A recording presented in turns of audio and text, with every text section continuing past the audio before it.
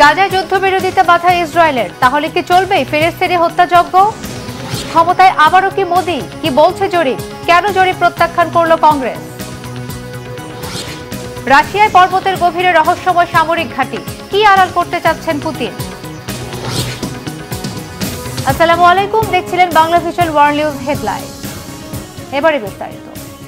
Israeli মন্ত্রীদের বিরোধিতার কারণে আবারও বাধার মুখে পড়ল গাজায় যুদ্ধবিরতির প্রস্তাবটি। মার্কিন প্রেসিডেন্ট জো বাইডেনের যুদ্ধবিরতির প্রস্তাবে প্রধানমন্ত্রী বেনিয়ামিন নেতানিয়াহু রাজি হলে জোট ছাড়ার ও ভেঙে দেওয়ার হুমকি দিয়েছে ইসরায়েলের দুই উগ্র ডানপন্থী মন্ত্রী। এমন অবস্থায় আবারও অনিশ্চিত হয়ে পড়ল যুদ্ধবিরতি। অবশ্য গাজায় যুদ্ধবিরতি ও জিম্মি মুক্তি চুক্তি চূড়ান্ত করতে ইসরায়েল ও ফিলিস্তিনিকে যুদ্ধবিরতির নতুন প্রস্তাব দ্রুত বাস্তবায়নের তাগিদ দেয় মধ্যস্থতাকারী দেশ মিশর, কাতার ও যুক্তরাষ্ট্র। গেল শুক্রবার মার্কিন প্রেসিডেন্ট জো বাইডেনের দেওয়া যুদ্ধবিরতির প্রস্তাবকে স্বাগত জানায় ফিলিস্তিনিরা। তবে ইসরায়েলের দুই উগ্র ডানপন্থী মন্ত্রীর দাবি, গাজার বর্তমান কর্তৃপক্ষ ক্ষমতা থেকে সরে না গেলে এবং সব জিম্মিকে মুক্তি না দেওয়া পর্যন্ত কোনো স্থায়ী যুদ্ধবিরতিতে যাবে না তারা। এদিকে গেল 24 ঘন্টায় গাজায় নৃশংস অভিযান চালিয়ে কমপক্ষে 95 ফিলিস্তিনিকে হত্যা করেছে ইসরায়েলি বাহিনী। আহত হয়েছে আরও 350-রও বেশি। এখনও ধ্বংসস্তূপের নিচে আটকা পড়ে আছে অনেকেই। উদ্ধারকারীরা তাদের কাছে পৌঁছাতে পারছেন না, ফলে হতাহতের সংখ্যা আরও বাড়তে পারে বলে আশঙ্কা গাজা কর্তৃপক্ষের। গেল 8 মাসে ইসরায়েলি বর্বর হত্যাযজ্ঞে নিহত ফিলিস্তিনির সংখ্যা ছাড়িয়েছে 36,300। ভারতে কি টানা তৃতীয়বার ক্ষমতায় যাচ্ছেন প্রধানমন্ত্রী নরেন্দ্র মোদী, নাকি হেরেই যাচ্ছেন? কি বলছে বুথফেরত জনমত জরিপ? বিশ্লেষকরা বলছেন, ভারতের বুথফেরত জরিপের ফল যাই আসুক তা নির্ভুল নাও হতে পারে। শহীদ আরাফাতের ডেস্ক রিপোর্ট। নরেন্দ্র মোদী টানা তৃতীয় দফায় ক্ষমতার মসনদে বসবেন। ভারত জুড়ে এখন এই গুঞ্জন সরব। আর এমনটি হলে ভারতের প্রথম প্রধানমন্ত্রী জওহরলাল নেহরুকে স্পর্শ করবেন মোদী। দেশটির বুথফেরত জরিপের ফল যেন সেই আভাস দিচ্ছে। ভারতের নির্বাচনের সপ্তম ও শেষ দফার ভোট গ্রহণ শেষ হয়েছে শনিবার। এদিন 8 রাজ্য ও কেন্দ্রশাসিত অঞ্চলের 57টি লোকসভা আসনে ভোট হয়। এর পরপরই সন্ধ্যায় বিভিন্ন গণমাধ্যম ও সংস্থার বুথফেরত জরিপ প্রকাশ পেতে থাকে। এসব জরিপ প্রধানমন্ত্রী নরেন্দ্র মোদীর নেতৃত্বাধীন জোট এনডিএর বড় জয়ের আভাস দেয়। দেশটিতে সরকার গঠনের জন্য প্রয়োজন 272টি আসন। রিপাবলিক টিভি ম্যাট্রিজের বুথফেরত জরিপে বিজেপি নেতৃত্বাধীন এনডিএ জোট 353 থেকে 368টি আসন পাবে বলে আভাস দেওয়া হয়েছে।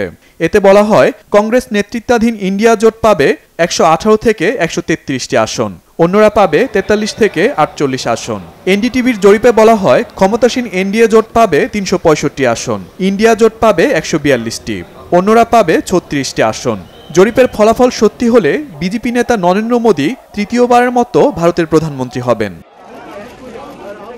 এদিকে জরিপ প্রত্যাখ্যান করেছেন কংগ্রেস নেতা রাহুল গান্ধী। জরিপগুলো সাজানো বলেও দাবি করেন ইন্ডিয়া জোটের নেতারা। কংগ্রেস সভাপতি মল্লিকার্জুন খার্গের দাবি, ইন্ডিয়া জোটের শরিকরাই সরকার গঠন করবে, পতন হবে মোদী সরকারের। Shahid Arafat, Bangla vision news desk. এক অন্ধকার অনিশ্চিত ভবিষ্যতের দিকে যাচ্ছে আফগানিস্তানের শিশুরা। কারণ দশকের পর দশক ধরে বিভিন্ন দেশের হামলা আর অভ্যন্তরীণ সংঘাতের কারণে দেশটিতে ভেঙে পড়েছে শিক্ষা ব্যবস্থা। ফলে শিক্ষার অধিকার থেকে বঞ্চিত শিশুরা। আফগানিস্তান কি পারবে শিক্ষা ব্যবস্থার উন্নতি ঘটাতে? ইফাত জাহানের ডেস্ক রিপোর্টে বিস্তারিত। এক বিপর্যয়কর অর্থনৈতিক পরিস্থিতির সাথে লড়াই করছে আফগানিস্তানের জনগণ। যুক্তরাষ্ট্রের প্রায় 20 বছরের দখলদারিত্ব ও আগ্রাসনের দীর্ঘস্থায়ী প্রভাবে ক্ষতিগ্রস্ত আফগানিরা জীবিকা নির্বাহে দুর্ভোগ পোহাচ্ছে। এসব কারণে ইতোমধ্যে অনেক শিশু শিক্ষার অধিকার থেকে বঞ্চিত হয়ে পড়েছে। 10 বছর বয়সী শিশু আব্দুর রহমান বাস করেন দেশটির রাজধানী কাবুলে। খুব অল্প বয়স থেকেই পরিবারের জীবিকার ভার নিজ কাঁধে বহন করছে এই শিশুটি। এমনকি তার নিজের স্কুলের খরচেরও যোগান দেয় সে নিজেই। সকালে রাস্তায় সবজি বিক্রি, দুপুরে স্কুল, সন্ধ্যায় বাবার সাথে সবজির দোকানদারি, এরপর নাইট স্কুল। আমি ভোর 5টায় উঠি, 6টায় বাবার সাথে দোকানে যাই। বাবা বাজারে সবজি খরিদ করতে যায়, আমি দোকানে থাকি। আমার ভাইয়ের জন্য অপেক্ষা করি, সে এলে আমি রাস্তায় সবজি বিক্রি করতে যাই। প্রতিদিন আমার উপার্জন হয় 30 থেকে 40 আফগানি। 10 আফগানি নিজের জন্য রেখে বাকিটা বাবাকে দিয়ে দেই। কাবুলের পাহাড় ঘেরা এক পল্লীতে ভাড়া থাকেন আব্দুর রহমানের পরিবার। দোকানে যাওয়ার আগে এই উঁচু জায়গা থেকে সবজিতে ভরা ভ্যান নামাতে হয় তাকে। প্রতিবেশীরা বলেন জীবিকার তাগিদে শিশুর পড়াশোনা করার ইচ্ছে নষ্ট হয়ে যেতে পারে, তবে মনোবল ধরে রেখেছে আব্দুর রহমান। আমি চিকিৎসক হতে চাই। আমার আশা একদিন আমার নিজের ঘর হবে, গাড়ি হবে। আব্দুর রহমানের বাবা আহমেদ জানু চান ছেলের প্রত্যাশা পূরণ হোক, চিকিৎসক অথবা প্রকৌশলী হয়ে নিজের স্বপ্ন পূরণ করুক। গত ২০ বছরে দেশটির অর্থনৈতিক অবস্থা তলানিতে গিয়ে পৌঁছেছে, ফলে দেশটির সামাজিক অবস্থা আরও খারাপের দিকে চলে যায়। আফগানিস্তানের অনেক নাগরিক মূল চাহিদার যোগান দিতে বেশ হিমশিম খাচ্ছে, ফলে লেখাপড়া অনেক নাগরিকের কাছে কেবলই বিলাসিতা। সাম্প্রতিক এক পরিসংখ্যানে দেখা যায় দেশটির বর্তমান সাক্ষরতার হার মাত্র ৩৭%। ইফাত জাহান, বাংলা বিষয়। শিক্ষা ব্যবস্থা অচল হয়ে পড়েছে আরেক যুদ্ধবিধ্বস্ত দেশ সিরিয়াতেও। গেল এক দশকের গৃহযুদ্ধে ক্ষতিগ্রস্ত হয়েছে দেশটির হাজারো প্রাথমিক বিদ্যালয়। যেগুলো আছে সেগুলোর অবস্থা এতটাই জরাজীর্ণ যে ভেঙে পড়তে পারে যে কোনো মুহূর্তে। সিরিয়ার শিক্ষা ব্যবস্থা নিয়ে ডেস্ক রিপোর্ট।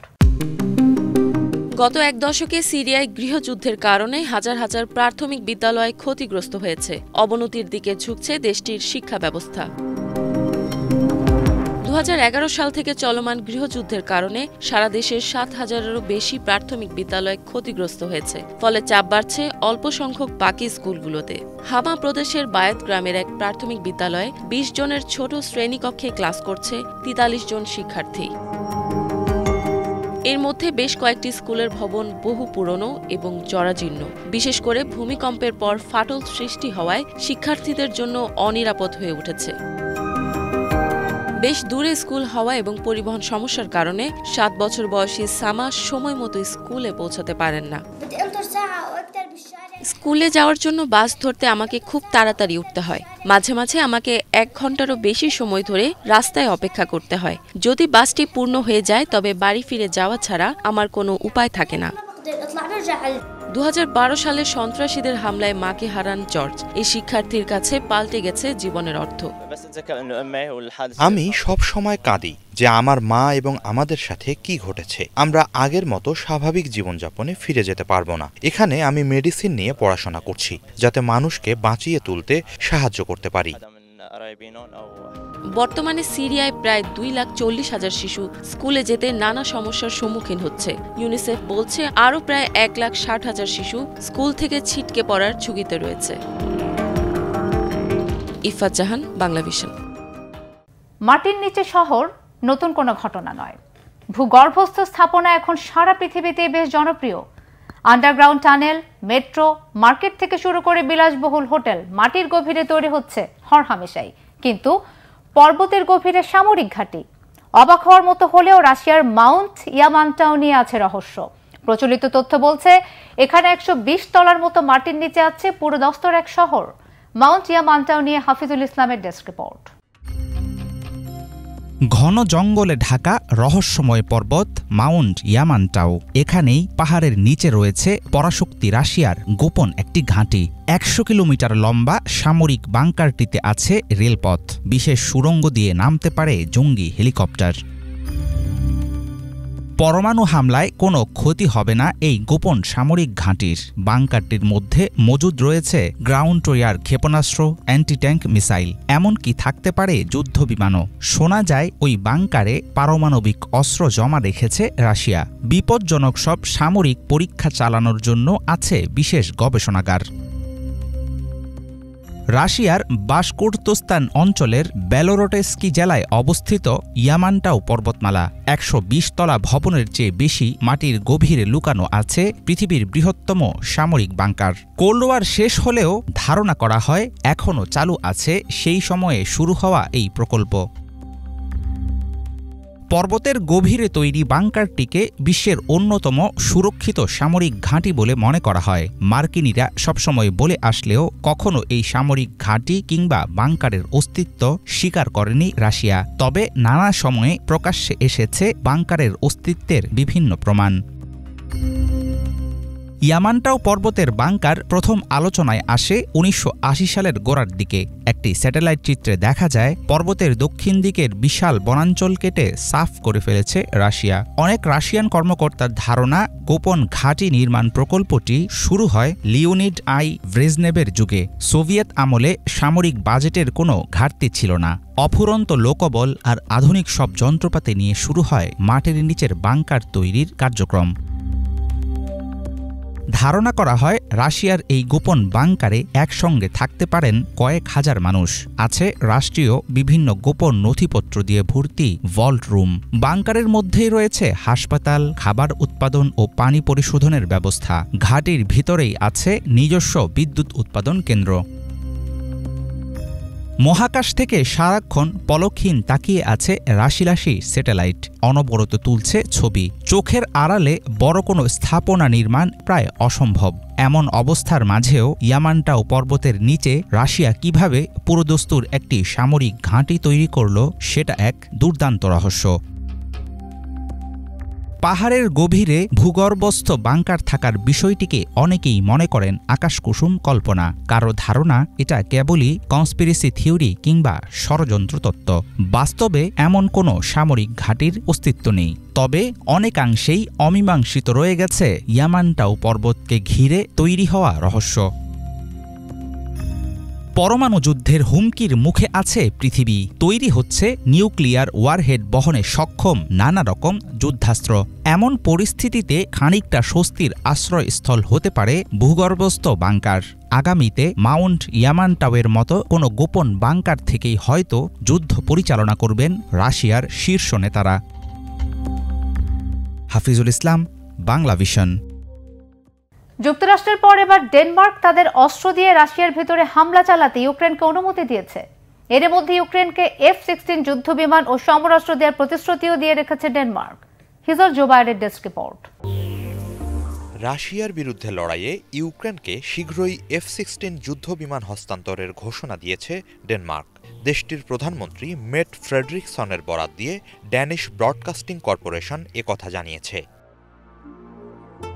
একই সাথে ইউক্রেনকে অন্যান্য অস্ত্র দেয়ারও প্রতিশ্রুতি দিয়েছেন ডেনমার্কের প্রধানমন্ত্রী। সামরিক উদ্দেশ্যে ইউক্রেন এসব অস্ত্র নিজ ভূখণ্ডের বাইরেও ব্যবহার করতে পারবে বলে জানান তিনি।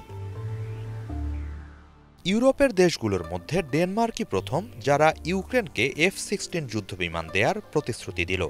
এর আগে দেশটির পররাষ্ট্রমন্ত্রী অ্যান্ডার্স স্যামুয়েলসন দাবি করেন, আন্তর্জাতিক আইন অনুসারে ইউক্রেন মিত্রদের কাছ থেকে পাওয়া অস্ত্র দিয়ে রাশিয়ার ভূখণ্ডে সামরিক স্থাপনায় হামলা চালাতে পারবে। এদিকে যুদ্ধক্ষেত্রে সাফল্যের ব্যাপারে পাল্টাপাল্টি দাবি জানাচ্ছে রাশিয়া ও ইউক্রেন। শনিবার রাশিয়ার প্রতিরক্ষা মন্ত্রণালয় জানায়, সবশেষ ২৪ ঘণ্টায় তারা বেলগোরাদ অঞ্চলে ইউক্রেনের ২টি ড্রোন ভূপাতিত করেছে। একই সাথে রুশ আকাশ প্রতিরক্ষা ব্যবস্থা ইউক্রেনের ছোড়া একাধিক রকেট ও বোমা বিধ্বস্ত করেছে বলেও জানায় তারা। এছাড়া ইউক্রেনের বেশ কিছু সামরিক ও বিদ্যুৎ স্থাপনায় হামলার কথা জানানো হয়েছে। সব মিলিয়ে সম্মুখ যুদ্ধে রুশ বাহিনী আরও এগিয়েছে বলে দাবি রাশিয়ার।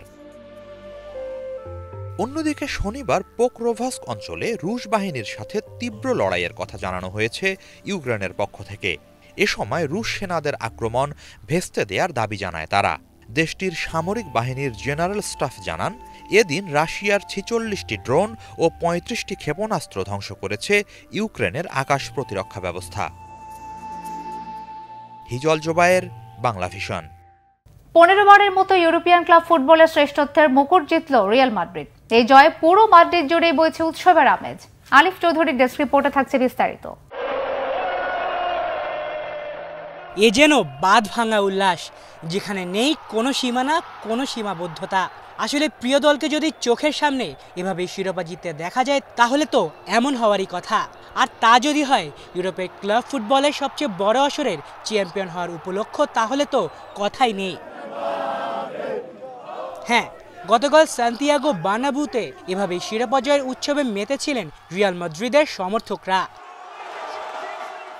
বরুসিয়া ডর্টমুন্ডের বিপক্ষে উয়েফা চ্যাম্পিয়ন্স লিগের ফাইনাল হয়েছিল ইংল্যান্ডের ঐতিহ্যবাহী ওয়েমব্লি স্টেডিয়ামে। তাই তো রিয়ালের ঘরের মাঠ সান্তিয়াগো বার্নাব্যুতে সমর্থকদের জন্য প্রজেক্টরে ম্যাচটি দেখানোর ব্যবস্থা করেছিল রিয়াল মাদ্রিদ ক্লাব কর্তৃপক্ষ। আর সেখানে এভাবেই প্রিয় দলের পর শিরোপা জয়ের উল্লাসে আনন্দে ফেটে পড়েন হাজার হাজার রিয়াল সমর্থক। এটি একটি দারুণ ম্যাচ ছিল। ডর্টমুন্ড বেশ ভালো খেলেছে, কিন্তু দিন শেষে জেতে তো রিয়েলই, এবং তাই হয়েছে। মাদ্রিদ শুধু ফাইনালই খেলে না, মাদ্রিদ ফাইনাল জেতে। এটাই আমরা বছরের পর বছর ধরে করে আসছি। আমরা প্রথম হাফে পিছিয়ে পড়তে পারি, কিন্তু দ্বিতীয় হাফে ঠিকই ঘুরে দাঁড়াতে জানি। এটাই বাস্তবতা। আমার বাবা দাদা সবাই রিয়াল মাদ্রিদের ভক্ত, ঠিক সেভাবে আমিও। আসলে এই সমর্থনটা আমাদের রক্তে বইছে। আলিফ চৌধুরী, বাংলা ভিশন। এই ছিল আজকের মতো, সাথে থাকায় ধন্যবাদ।